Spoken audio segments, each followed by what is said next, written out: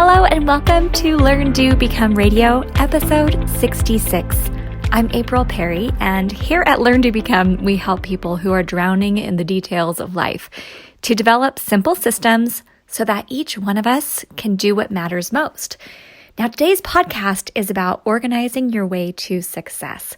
And my friend Rachel McMichael invited me to be on her podcast. She helps people who are entrepreneurs who are growing purpose-filled businesses with impact.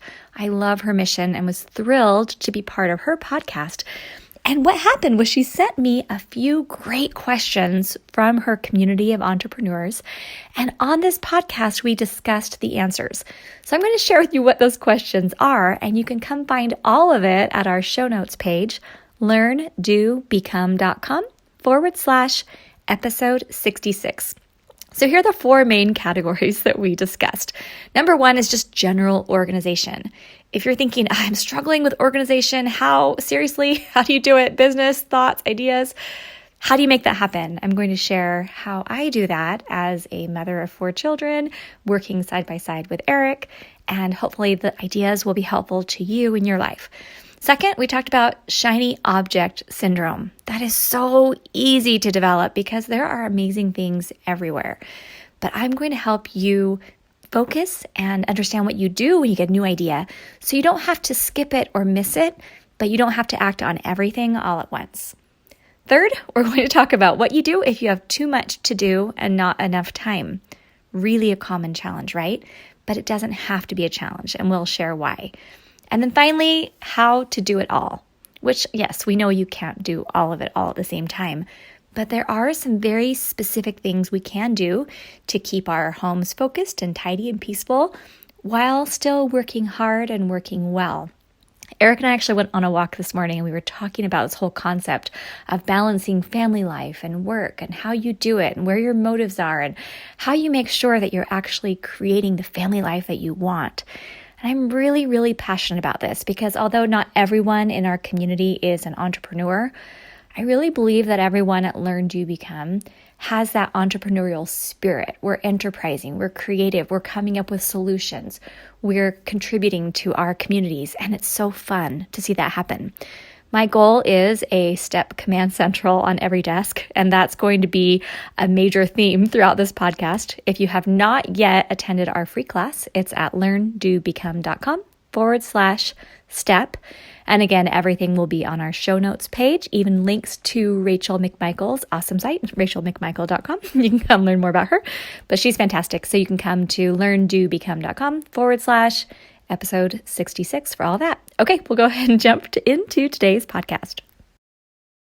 Just to give a little bit of background, so April and I are actually in a mastermind together, and I'll tell you what my opinion is. April is the go-to person in our mastermind for anything organizational, whether it's business or life.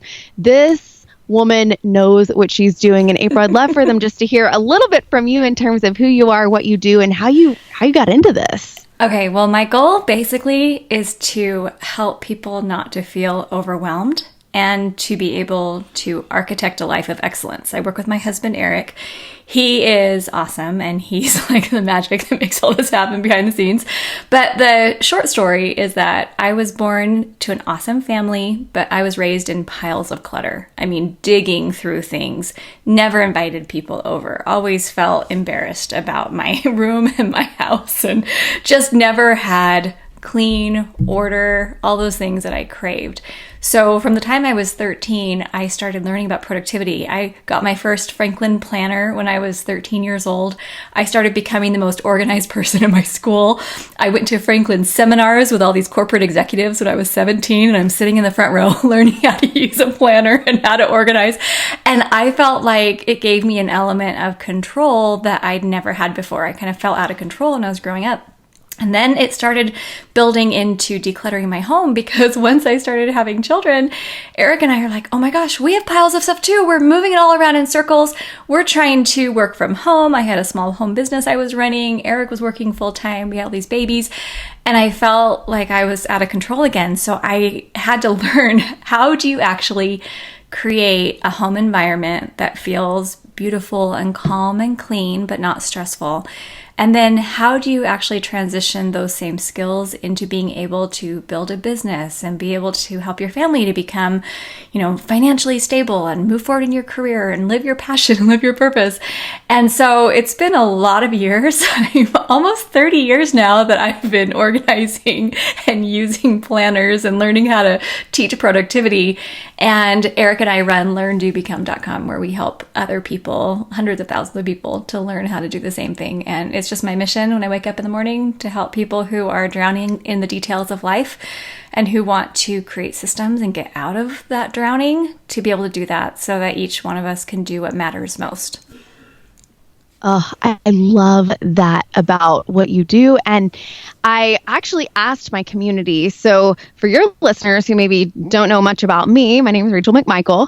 I'm friends with April, and I help entrepreneurs grow and scale their online businesses. And I do that through my society. It's called the Business with Impact Society. And it is really a community of purpose-driven entrepreneurs who are ready to ditch the overwhelm and the hustle and step into a proven plan, a proven system, and a community of like-minded women who are pursuing the same goals with purpose. And I think purpose for me is just a key word. It's something that I strive to really implement in everything that I do, and especially when it comes to business. And that's what I love about what you do, April, is that what you do comes so well alongside what I do. Yeah, and I was asking the ladies in the Business with Impact Society and my audience, what is it that you guys are really struggling with? Is it business? Is it running a great home while you're doing your business? And they came up with so many amazing questions. And I'd love, if you're okay with it, just to kind of rapid fire some of these questions to you,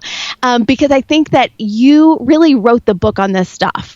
And you are the best, the epitome of doing this in your life and in your business. And you guys, I know that April's feeling flattered right now, but I'm not flattering her. Like, this shit, her wheelhouse. And so, are you okay? I just want to pause for a moment and just say the community that you've gathered, what I love is that you're gathering people who genuinely care about their family, who care about their higher power, who care about living their purpose, and who want to do business well.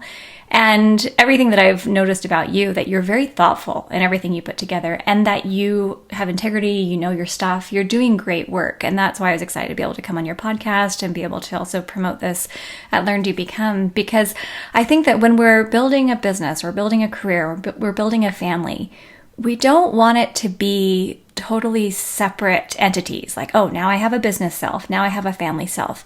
You want to be able to have a family and a business that all kind of works together so that you don't feel like you're dividing yourself into pieces. People talk about work-life balance, and I think there's a whole lot you could say on that. But I also just want to share that I'm someone who's alongside you and your community and everyone in our community, still figuring things out. We've got teenagers. We're figuring out how to raise each teenager. We're still learning how to grow and how to become better leaders. And we still have things we're working on too. And so I think as long as we're living, we are all learning and growing. But there's a lot of power in being part of a community that has similar goals so that you can share with each other what's working. And I do want to share things that I know work because they've had a huge impact on me and my community. And so I'm just here to be helpful. That's my goal. I love that about you. I do. And so, yeah, I'm excited. Okay. Can I jump in? Can I dive in? Oh, let's do it. I'm so excited to dive in because I want some of these answers for myself. I was like, ooh, these are really good questions. I should have thought to ask her this. So I try to kind of organize my questions because I knew I was talking to you, the organizational expert. And so our first question is kind of more in the lines of like general organization. So a lot of women had the same theme as they were asking questions, things like that they were just really struggling with organization in general. Like, how do I organize? How do I keep my business and my thoughts and my ideas all in one place? And I know you even did a session with our mastermind on this, on how do I keep this all together? So I'd love to hear from you. How have you been successful at doing that in your business? Because like you said earlier, we are whole beings. Yeah. And so we might be out with the kids thinking about something in our business or in the carpool line and something comes into our head. And so how do you keep that all organized and all in one place so that when you're working, you can focus on work, but when you're with the family, you can focus on the family? This is a key question and this is why I'm so passionate about what I do, is because after a lot of research, a lot of trial and error, I actually know how to do this. I can tell people in 15 to 20 hours, you can have this problem 100% solved. So that's what we do inside our Steps to Everyday Productivity program. We call our STEP program. We show people how to build an entire command central. It's not super complicated, but there's actually a system you can create that will help you to organize your mind. And the concept is when your mind is organized, then your space, your business, your family, it will naturally follow. But for today, I just want to give our listeners just a few simple takeaways.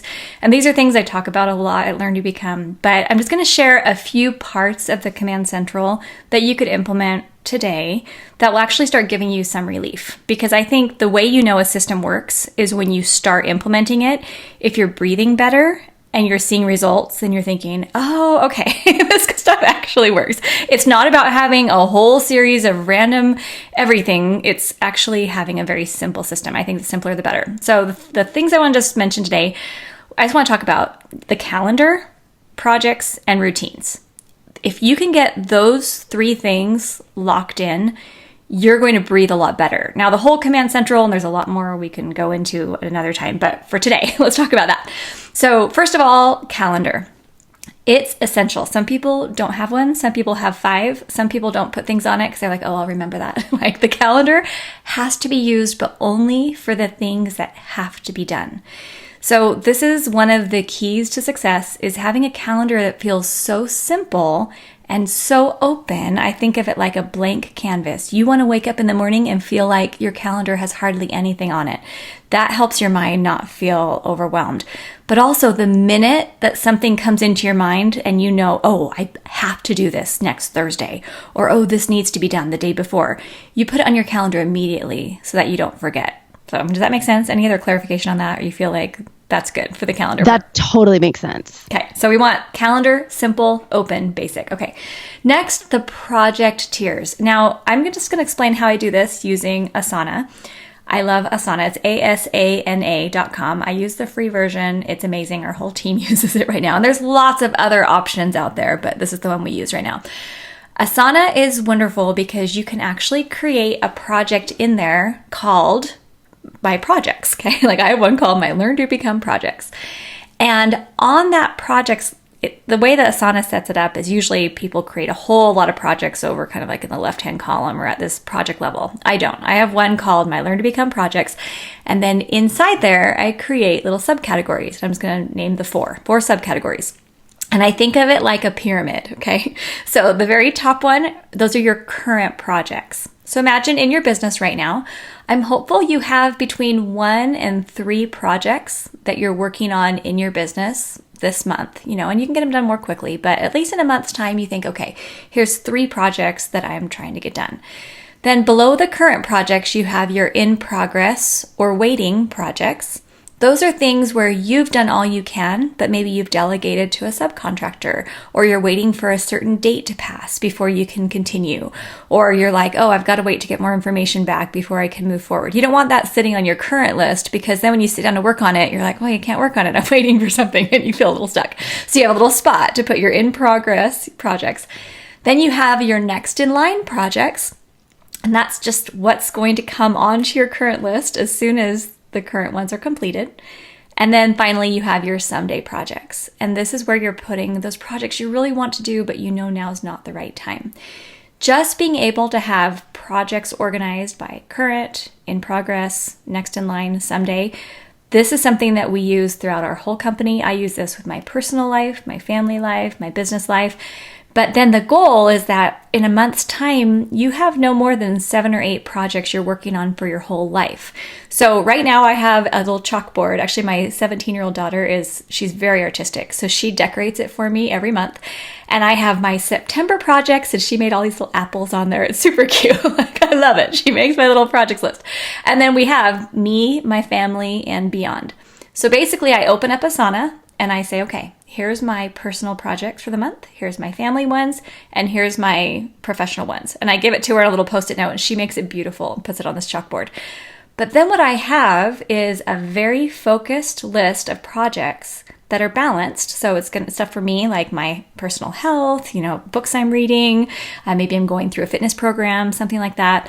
I have my family projects, like I'm helping my son with this project he's doing, or we're getting some new routines in place for the new school year, things like that.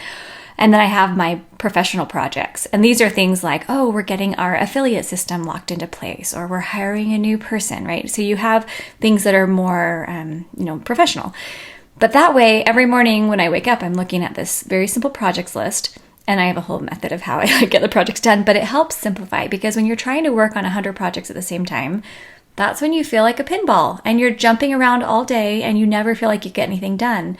But because we have this really simple system, not only do I have a really focused list that I'm working from, but everything else is, next in line or waiting, and there are no projects just out in limbo. Everything has a place to land, and I have mental clarity because I know what I'm working on and what I'm not.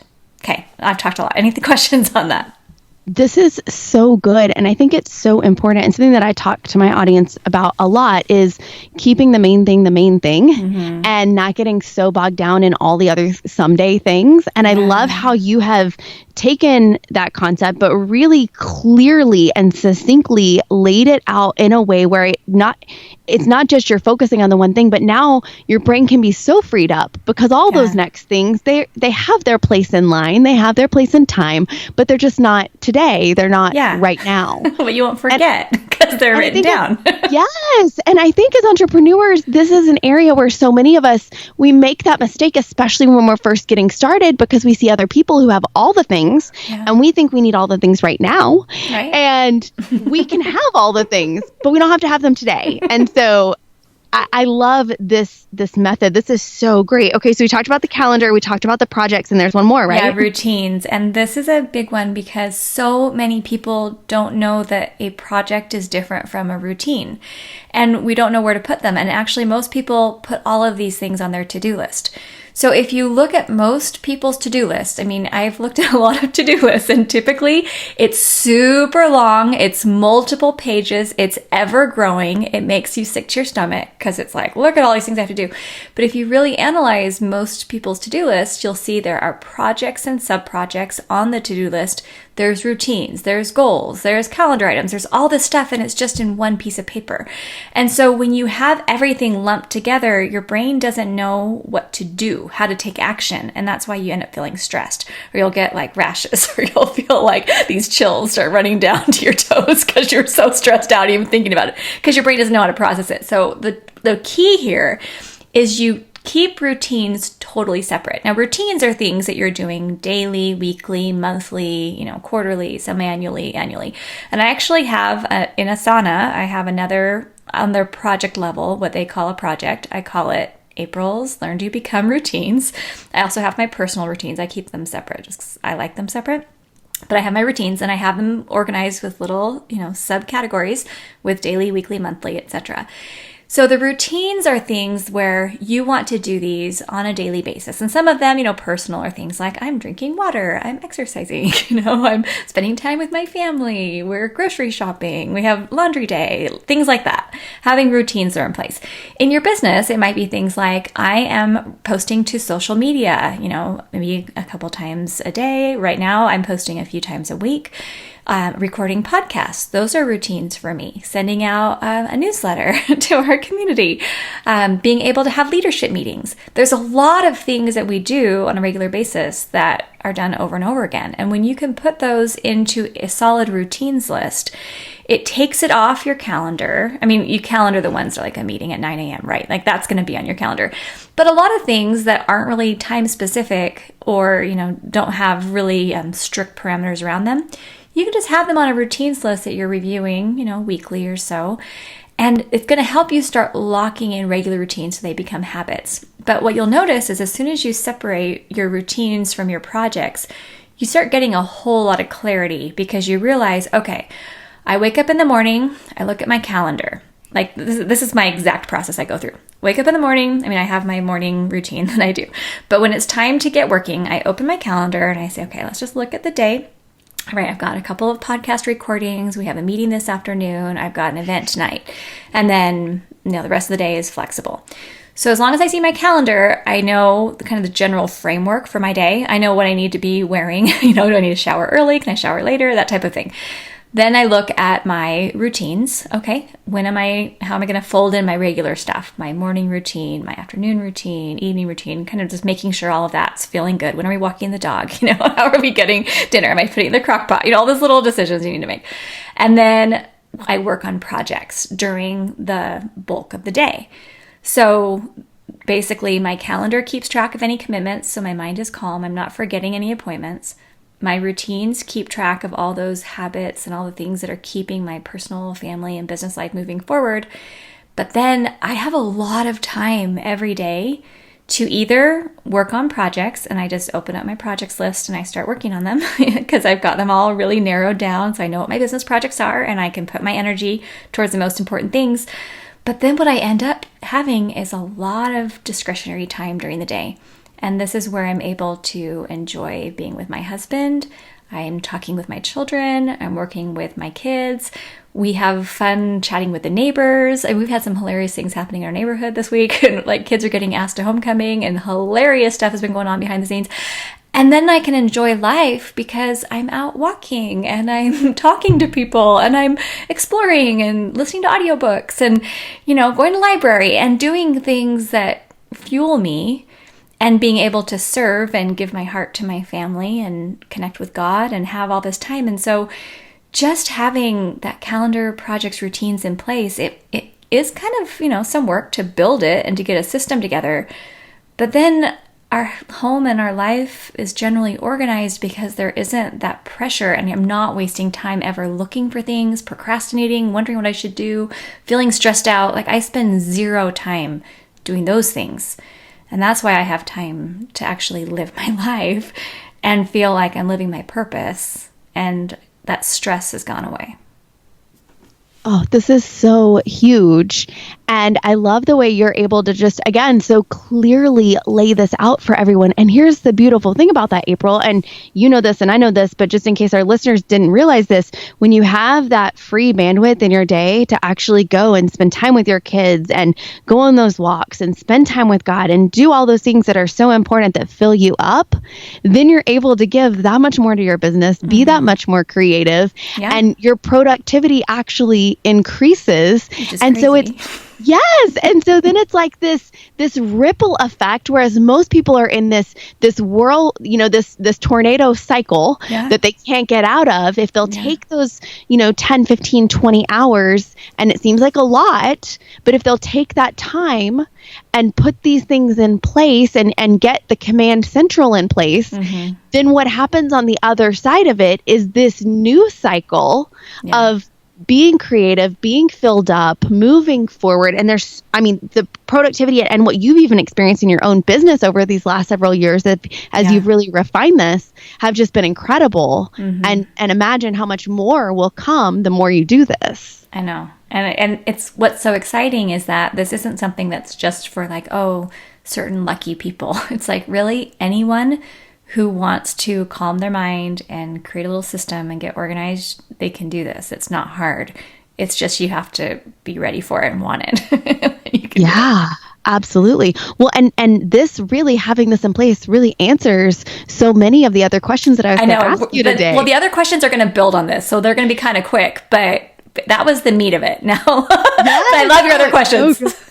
It's so good. And I think so many people can relate to that because if they just put that in place, they're going to be generally organized and they're going to organize their business, organize their thoughts, organize their ideas. And now the next question we had was from someone who said, and I get this, and I've been there, they really struggle with what I'm going to call shiny object syndrome. So they said, I see something new and I'm like, oh, I want to do that too now. And I see something new and I'm like, oh, I want to do that too now. And for business, that could look like, okay, I'm still trying to get my Instagram act together, but someone else is using Pinterest or LinkedIn and maybe I should use those too. And now I need to add all these other things to my plate. And what's TikTok? Yes. Exactly. And so, oh wait, I have a blog, but maybe I need a podcast, and I probably need to be doing Instagram TV. And they get all these things, this shiny object syndrome. These other things look very shiny and very attractive and very interesting. So what's your take on that, and how do you keep yourself from shiny object syndrome? Okay, I actually have a super simple and quick and permanent fix for this, which I'm so excited to share. Okay, so we talked about that projects list, right? Where we have in progress, waiting, next in line someday. Okay. Anytime you're a learner, you're going to get new ideas. If you're reading, if you're going to conferences, if you're online, if you're following influencers, if you're, anywhere out there trying to get new information, you're going to end up with more ideas. That's a good thing, because the more good ideas you can learn about and be aware of that can help you and your family, it's going to accelerate your progress, I believe, but only if you implement the right ones in the right way. So the process that I've gone through, which I'm, of course, people can adapt this to meet their own needs and their own preferences. But when I go to a conference or I hear something new and I get new ideas, first I identify what's the project. Like, what does this actually mean? Does it mean, oh, I'm going to launch a podcast? Or the project is I'm going to create a better Instagram strategy? Or, the project is I'm going to plan a trip to another country, whatever it is. You identify it as a project. Okay, it's a multi-step task. This is something that would need to fit into my schedule and into my life. Then what you do is you have a weekly review, and you kind of put this in your little inbox. I have an inbox. And so I'd put the idea in my inbox, and then I would have time during my weekly review to actually assess it. Then what you do is you look at it and you say, okay, where does this belong in my life? Sometimes you're going to go to a conference and someone's going to give you a solution that is going to transform your business or your family or something like that. And you say, okay, this is a current project, meaning something on my current projects list has to go into my next in line, and I'm going to replace it with this because this is the most important thing I could do in my life right now to help me get the results I'm looking for. So in that case, I would go and I would actually replace a current project and put that there. Or you might say, oh, this is a someday. It'd be awesome if we could do a trip around the world in a sailboat, but I can't do that right now. So it's going to go into someday, right? Or you're going to put it, oh, this is actually next in line. It's probably highest up in my next in line because I can't do it this month, but I bet I could do it next month. So it's just Eric talks about it, the project's like a Pez dispenser. Where would you put that little piece of candy so it's going to come out at the appropriate time? What's the order that you need it to go into? And sometimes you might want to talk to your spouse. You might want to talk to a business partner. You might want to talk with some friends or an accountability group or a mastermind or something like that and say, hey, I'm not quite sure where this belongs, in the scheme of things to help me. Should I jump on this now or should I wait? Or sometimes there's an exploratory way. I'll just give one quick story. I went to a conference and met someone who works with SEO. And I thought, okay, well, I'd love to talk about SEO, but I've got a bunch of other projects right now. So what we did is we set up an exploratory call so I could learn enough to know where it belongs. Should I do it before our website redesign or after the website redesign? Should I do it later this fall? Should I do it earlier? And so once I was able to have that exploratory call, then I had enough information to know, oh, actually, this can wait a couple more months. And then that's where it goes into my next in line with a little calendar trigger to remind me to get back to it. So that's the short story. Does that make sense? Oh, it makes perfect sense. It makes perfect sense. And I think it really leads into the next question, which is, I've got too much to do and not enough time. Oh, friends, welcome to being an entrepreneur. If you've got a family, if you've got friends, if you've got a life at all outside of entrepreneurship, that is, I think so many of us can relate and say, yeah, I have struggled with that, or I currently struggle with that. So this person said, I don't feel like I have enough time planned for certain tasks. And so I end up leaving things half done. Yeah. And it sounds like really, April, your Command Central will help take care of a lot of this, because if you've got too many routines or too many projects, then it's really easy to spot the way that you've laid it out. But tell us, how do you make sure that you do have enough time? I think a lot of this has to do with discernment. First of all, like you were saying, exactly what belongs on my list, what belongs in my routines. Do I have enough on my plate to keep me challenged, but not so much that I'm overwhelmed? I mean, that's a constant balance. But the key here is learning how to bookmark a project. what most people do, and this is what I did for years, is I would start to work on something and I'd get excited about it, and I would either get out all my papers or all my materials, or, even I'm organizing a pantry and I take everything out of the pantry and then something happens and I get interrupted and I have to stop. And then what are you left with? You're left with a big mess. We had a woman who didn't sleep in her bed for a year. And the reason why is because she'd started a project and she had everything out on her bed. And then she didn't want to put the project away, so she just slept out on a recliner. And then she never got back to it, and it just kind of kept getting full, right? So this is a real issue for a lot of people. The solution to it is, first of all, we talked about the projects. If obviously something would need to be on your current projects list if you're actually working on it. But then you want things boiled down into next actions that are like 10 minutes or less. When you can have your projects organized with very, very simple next actions, then what's going to happen is when you sit down, you're only doing 10 minutes at a time, and you only get out what you could do in 10 minutes at a time, unless you've got maybe 2 hours blocked on your calendar where you're actually going to sit down and you're going to be able to complete the whole thing. But when you can do these little microbursts, is what my husband calls them, little 10 minutes, and then you pause the project. And we teach how to create like current project support materials and how you're doing your weekly review, and you're going to keep this current project so you won't forget about it.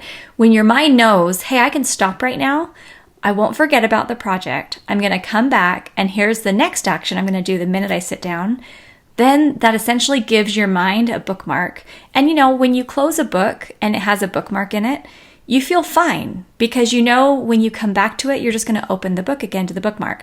I have a son who's always like, Mom, remember 247. And I'm like, why? That's what page I'm on. And I would just hand him a Post-it. Like, will you please just put this Post-it note in your book and don't make me memorize all of your pages? Because then he'd keep coming back to the book and feeling frustrated. So now whenever he sits down with a book, he just takes a little Post-it with him, and then he doesn't have to memorize all these random pages. And that's essentially what we're doing. Because imagine if you're working on 57 projects at the same time and you don't have bookmarks for any of them. Now you're always going to feel frustrated because you're trying to memorize where you were in all these different projects. When you have the projects written down, you have next actions written down, and you know where you stopped and you know where to pick up, your mind's just going to rest, and then you won't feel like you have too much to do and not enough time. Anytime you think, oh, I'm behind, I'm not doing too much, it's because we're creating superhuman expectations of ourselves, and we need to change that. But I can honestly say I don't feel that anymore. I'm getting more done than before. Our business is bigger than it's ever been, but I don't feel like I don't have enough time. And it's because of how I'm managing what I'm doing and my expectations. And that's huge for me, because this was my problem for a long time. Okay, this is so good. And it really goes into the final question that I have for you. And I love how these are just really kind of working together so easily and so fluidly. And it just goes to show that this one thing, April, that you taught at the very beginning, in fact, I believe that this episode needs to become a current project for everyone to go back and to listen to this and to start to implement all of these items. And so my last question for you is, how do you do it all? How do you keep your home focused, tidy, peaceful, while still working hard and working well? For my audience, I think a lot of them, they think of like the Proverbs 31 woman who looks like she can do it all. Mm-hmm. And we know she has help and she has systems and she's really organized. But how do you practically do that? Is everything in this Command Central system, is that how you're really getting it all done? And truth be told, are there times when it just doesn't? I think there's definitely times when things feel crazy. Every family, I had a concussion for a few weeks one time, or sometimes you have to put more energy towards an aging parent, or you've got a sickness, or you've got, back to school, it's a little crazy, But what I will say, because I've been doing this for a long time, and I started doing these types of things when our first daughter was 1, and now she's 19. So I've been doing this for a long time. And what I will say is we have discovered how to basically have the home clean and organized. I say clean enough to be healthy, messy enough to be happy. That's my phrase. And I think that generally works for us. But a couple of just quick things as we're finishing up. Number 1, getting the family on board to declutter and then to have good routines in place. So essentially, when the family's working together, like we go through each of the kids' rooms before school starts, we do a good decluttering. Our kids are good at getting rid of like garbage bags of stuff. You know, we try not to buy too much, so we're not actually like throwing that much away or, you know, getting rid of that much. But we buy just what we need. We clear out, donate things that we're not using. The family's really good at decluttering, and we have that at least 2 to 3 times a year. We'll do a major decluttering, kind of go through the house, get it all cleaned up. Plus routines, like this morning, all of our kids have their routines where they know here's kind of generally how they need to leave their room in the morning. I mean, yeah, some of my children will like shove blankets in the corner to hide them so they don't have to fold them. Like, you know, we've got stuff like that going on. But generally their rooms are pretty tidy when they leave in the morning. When they eat their food, they immediately put their dishes in the dishwasher. They have like taking care of the dog routines. The dog was fed by one child. Things like that. Like that dog was walked by the other child. Like we kind of had little routines in place. So we have pretty good routines in place for the morning, for our dinner jobs. You know, after dinner, everyone kind of takes turns. Who's going to wipe the counters? Who puts food away? Who cleans out the pans? Stuff like that. So we've created routines that help the home function well, and the whole family helps. So it's not just me and Saturday jobs. The whole family cleans. So like it's pretty awesome when you can get the family all working together. But then the final thing that I'll share that I believe has been the secret sauce for our family is that housework is a relationship building activity. I do not think of housework as drudgery. I don't think of housework as just my job, or I don't think of housework as something I give to the kids to punish them, or like just go do your jobs. Like I don't think of it like that. We spend time together cooking, cleaning, organizing, putting things away. And while we're doing these things, we're actually building relationships. So when you look at the home care as just the background for awesome relationships and for transferring your values, that keeps the home clean and it keeps the kids busy. And then you have a special time that you can sit down and get your work done for your business. You know, I spend a few hours a day on our business, and then I spend a lot of my time with our family. But the key to this, and I'll just share like 30 seconds more and then I'll stop because I know we're going to close out this episode. But like yesterday, we were making dinner, we're doing activities, we're cleaning up, talking with the kids. This is when I had my 7th grader say, "Hey mom, there's a friend of mine at school who was offered drugs yesterday. There's a kid selling them at my school." Okay, this is a pretty big thing. Let's talk about it. Okay, how would we address this? What do you think you need to do? What's a way that you could maybe help the situation without seeming like a tattletale, right? How could you do this? So we had a conversation about drugs. I had another child who's trying to decide who to ask to the homecoming dance. So we're kind of going back and forth. Okay, well, who would I ask, or what group would we go through? And now we're, having these conversations about dating, about your selection of who you date, about standards in dating, things like that. I mean, these are the conversations that happen while housework is happening. So if you can think, let me build relationships while I'm getting housework done, then I can sit and do business work without feeling like I'm neglecting my home or my family.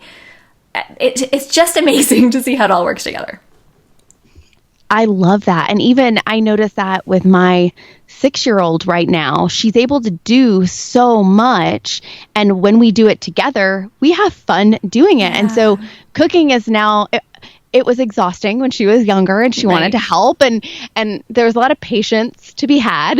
But now she's done it so many times that it's fun and we do it together. And then she likes the foods that she's eating because she was a co-creator in the meal. Good job. That's amazing.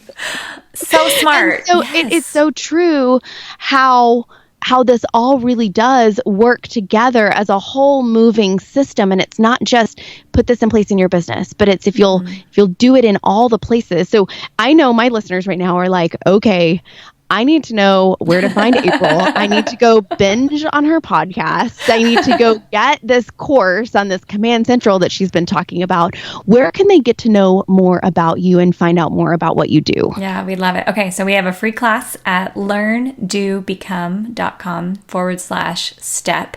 It's about 1 hour. You can pick your time and it'll help you to start actually getting your current projects identified, next actions, starting to move forward with that. And we would love to have you come join us. I mean, I have this goal of a Command Central on every desk Because honestly, this is the kind of information that I didn't have. This is the kind of information my mom didn't have.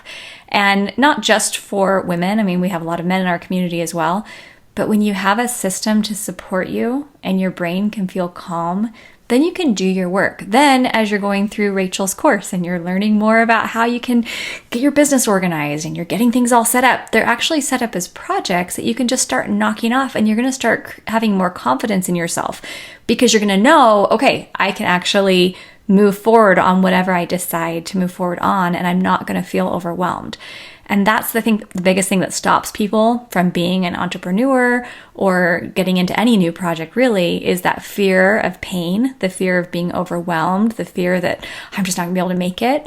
But when you start developing that confidence and knowing, no, I can do this. And maybe your family needs an extra income, or maybe your business is really struggling right now and you really need to make some changes.